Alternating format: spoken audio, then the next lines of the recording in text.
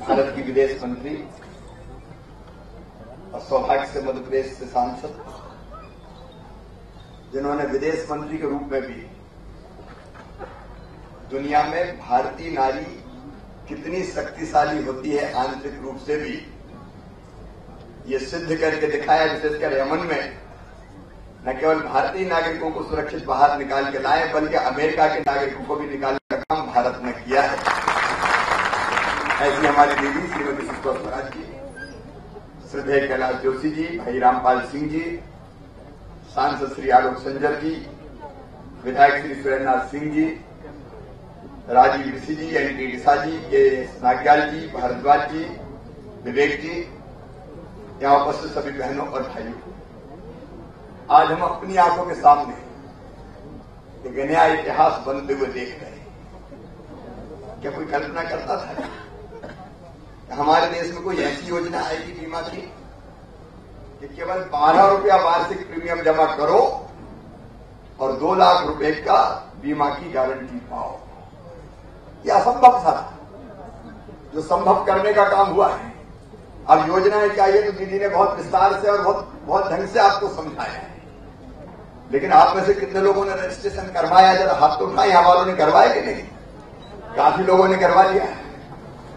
दीदी ने कहा बाकी बच्चे भी करवा लें, मुख्य सचिव ने भी करवा लिया, लेकिन अब हमारी जवाबदारी है कि बैंक के अधिकारी हो चाहे राज्य का प्रशासन हो, कल्लू मन्ना धन्नू पन्ना जुम्मन जमीला कोई रह ना पाए।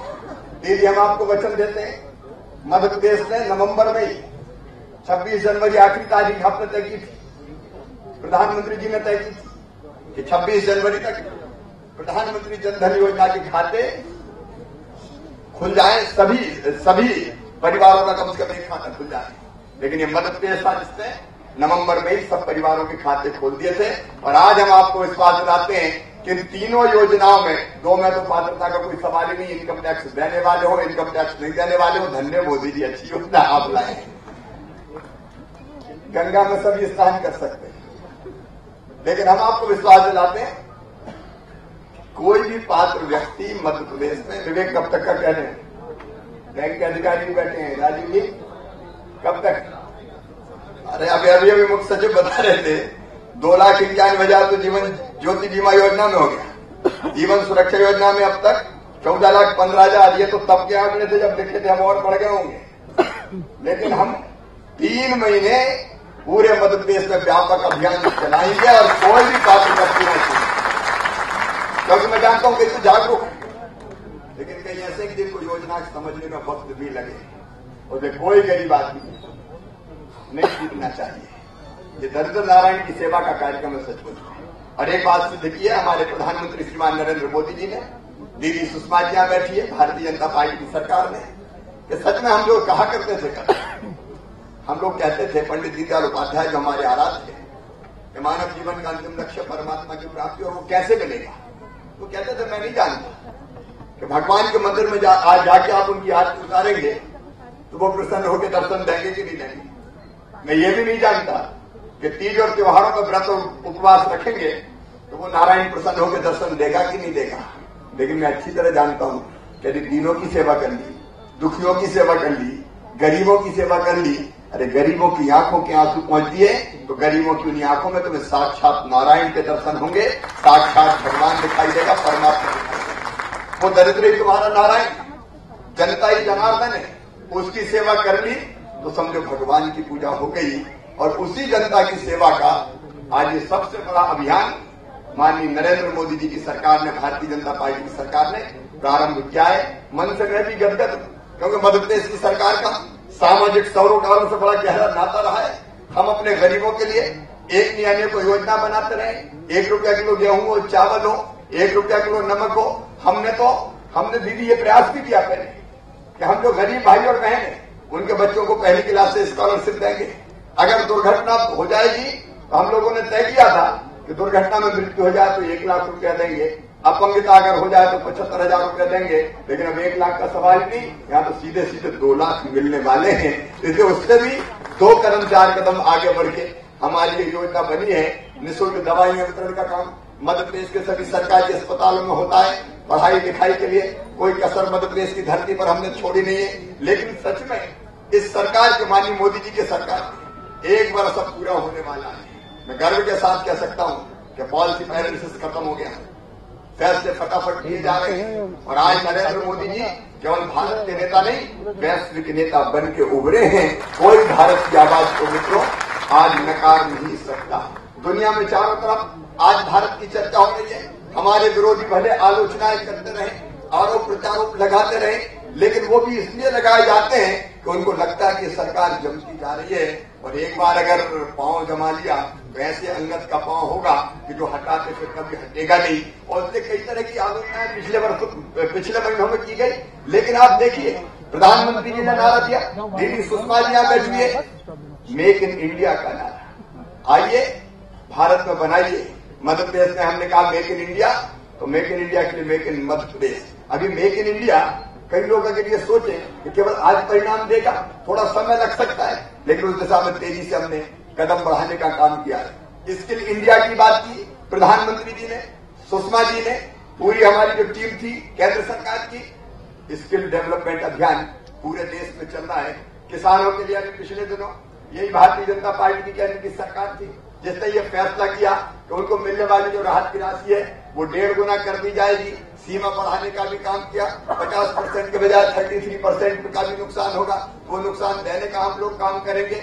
मध्य प्रदेश की सरकार ने अपने किसानों को राहत देने के कदम पहले से उठाए थे, लेकिन केंद्र सरकार का सहयोग मिला और मजबूती से हमारे किसान आगे बढ़ेंगे। ये हमारा विश्वास पक्का और मजबूत हुआ है। तो ये सारा कर दो ना जब हम, क्योंकि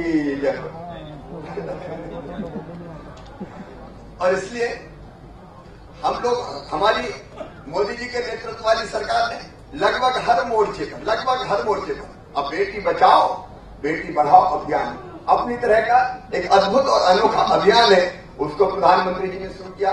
हमारी सरकार ने प्रारंभ करने का काम किया। हर मोर्चे पे आप देखिए, गरीब आदमी के लिए, आम आदमी के लिए इससे बेहतर कोई योजना हो सकती थी, जिसको आज लॉन्च करने का काम कलकत्ता में श्रीमान नरेंद्र मोदी जी कर रहे हैं और भोपाल में हमारी दीदी सुषमा स्वराज जी कर रही हैं। हमारी दीदी के तो आज बहुत शुभ है, क्योंकि जिस योजना को वो शुभारंभ करती है वो सबसे तेजी से आकार देने का काम करती है। और इसी विश्वास के साथ मैंने कहा कि मध्य प्रदेश में हम सबसे पहले वो पात्र व्यक्ति कि जिनको पात्रता इस योजना में, 2 योजना में तो पात्रता का सवाल नहीं है, तीसरी योजना में केवल पात्रता है, आयु का बंधन पात्रता में हो सकता है, हम सबसे पहले पूरा करने का काम करेंगे और सचमुच में एक नया इतिहास रचेंगे। देखिए, आदमी सुखी कब रहेगा जब उसका भविष्य सुरक्षित होगा। और सुरक्षा की चिंता सबसे ज्यादा अगर हमें कभी सताती है तो वो बुढ़ापे में सताती है। बुढ़ापे में क्या होगा, दिनों रात मजदूर मेहनत करें, 60 साल 70 साल की उम्र हो जाए, 70 साल की उम्र के बाद अगर हाथ पांव काम करना बंद कर दे तो फिर कहां जाए। हमने देखा है कई बार फुटपाथों पर घिसटते ऐसे बुजुर्ग हाथ में घी का कटोरा लेके अपनी जिंदगी काटते हुए नजर आते हैं। और अब मैं केवल गरीब आदमी की बात नहीं करता, कई बार लोअर मिडिल क्लास के लोग, मध्यम वर्गीय परिवारों में भी अब कई बार ऐसी घटनाएं देखने मिलती है कि जब बुढ़ापे में बेटा भी माता पिता का साथ छोड़ देता है और तब फिर कोई सहारा नहीं होता है। मैं मानता हूं कि ऐसे गरीब हो, मिडिल क्लास के हो, निम्न मध्यम वर्गीय हो, उनके लिए योजना संजीवनी का काम करेगी। अगर जिंदगी में आनंद के प्रतिशत को बढ़ाना है, आजकल दुनिया में लोग सुखी कैसे होंगे, अलग अलग कॉन्सेप्ट है, और उसमें से एक ये है कि जीवन में आनंद का प्रतिशत कैसे बढ़े, प्रसन्नता का प्रतिशत कैसे बढ़े। मेरा अपना विश्वास है कि जब भविष्य सुरक्षित होगा और ये गारंटी होगी कि 5,000 रुपया महीना या 4 रुपया महीना 60 साल की उम्र के बाद अब पेंशन मिलेगी, तो आनंद का प्रतिशत अपने आप बढ़ जाएगा, निश्चिंत बुजुर्ग हो जाएंगे। और अगर वो पेंशन मिलेगी तो ऐसी घटनाएं भी होगी कि बहू भी ज्यादा स्नेह से दादाजी का ध्यान रखने का काम करेगी, क्योंकि उसको पता है कि 4,000 रुपए का चेक हर महीने दादाजी का आने वाला है। तो मान सम्मान और इज्जत बढ़ने का भी काम होगा। कई बार जो होता है सुंदर पूरी सब पी है रीति, स्वार्थ लाख करे सब प्रीति। अगर पेंशन नहीं है तो रोटी रूखी सूखी हो सकती है, लेकिन पेंशन अगर आ रही है तो घी लगी रोटी भी दादाजी को देने का काम होगा। मैं सच बता, ये मानसिकता है, ये मनोविज्ञान है। और इसलिए दीदी बुजुर्गों का मान सम्मान और इज्जत बढ़ाने का काम अपने परिवार में भी ये योजना करने का काम करेगी। और इसलिए ये अद्भुत योजना है, कल्पना के बाहर है। मुझे तो समझ में नहीं आता कि 60 साल में और किसी सरकार ने ये क्यों नहीं सोचा। आज इन योजनाओं ने ये सिद्ध कर दिया है, पूरी तरह से प्रमाणित कर दिया है कि हमारी ये योजनाएं आम जन के लिए आम जन के लिए, सामान्य के लिए, सामान्य जन के लिए। और हमारी सरकार ने ये सिद्ध कर दिया है कि जनता के लिए, जनता का और जनता के द्वारा प्रजातंत्र की जो व्याख्या हम लोग करते हैं, अगर असली कोई शासन है तो नरेंद्र मोदी जी की सरकार देश में देने का काम कर रही है, सुषमा स्वराज जी की सरकार देने का काम कर रही है। और इसके लिए आज मैं हृदय से अपनी ओर से और 7.5 करोड़ मध्य प्रदेश वासियों की ओर से प्रधानमंत्री जी आपका अभिनंदन करता हूं, आपको बधाइयां देता हूं, आपको धन्यवाद देता हूं। और श्री सुषमा स्वराज जी आपको मैं, क्योंकि पूरी टीम ने कैबिनेट ने मिलकर योजना बनाई है, आपका अभिनंदन करता हूं, आपको धन्यवाद देता हूं। ये योजनाएं भारत के जन जन के मन में एक नई आशा भरेगी, एक नया विश्वास भरेगी। और हमारा वो सपना, हमारा वो संकल्प जो कई वर्षों पहले से भारत में गाया जाता रहा है, सर्वे भवन्तु सुखिनः, सर्वे सन्तु निरामया, सर्वे भद्राणि पश्यन्तु, मां कश्चित् दुर्भाग् भवेत्। सब सुखी हो, सब निरोग हो, सबका मंगल हो, सबका कल्याण हो, ये सिद्ध ये योजनाएं करने का काम करेंगी। और इसलिए मैं एक बार फिर प्रधानमंत्री जी को धन्यवाद देता हूं, दीदी सुषमा स्वराज जी को बधाई और धन्यवाद देता हूं और अपनी वाणी को विराम देता हूं इस संकल्प के साथ कि पूरे मध्य प्रदेश में व्यापक अभियान हम चलाएंगे और 3 महीने के अंदर अंदर जितने पात्र हैं उनको इन योजनाओं के दायरे में लाके उनका लाभ दिलाने का पूरा प्रयास करेंगे। बैंक के अधिकारी हमें पूरा सहयोग करेंगे, जनधन योजना में उन्होंने किया है, मैं उसके लिए उनको धन्यवाद देता हूं। तो बैंक के सभी अलग अलग बैंकों के सभी अधिकारी कर्मचारीगण और राज्य सरकार के हमारे जो जिला प्रशासन के भी जो कर्मचारी अधिकारीगण हैं मिलकर इस लक्ष्य को पूरा करेंगे। 3 महीने ठीक है, मैंने कम समय तो नहीं लिया, कम समय तो नहीं लिया, कर लेंगे ना, तो विश्वास के साथ कहें डिसाइड कर लेंगे। ठीक, अब चीफ सेक्रेटरी ने तो कह दिया कर लेंगे और बैंक के हमारे सारे वरिष्ठ बैठे, मुझे विश्वास है कि आप भी कह रहे हैं, ऋषि जी कह रहे हैं कर देंगे। जब आप कर देंगे, हम कर देंगे तो शेष कौन बचेगा, फिर कोई सवाल ही नहीं है। आइए इस लक्ष्य को प्राप्त करें। बहुत बहुत धन्यवाद, प्रणाम, नमस्कार। बोलिए भारत माता की।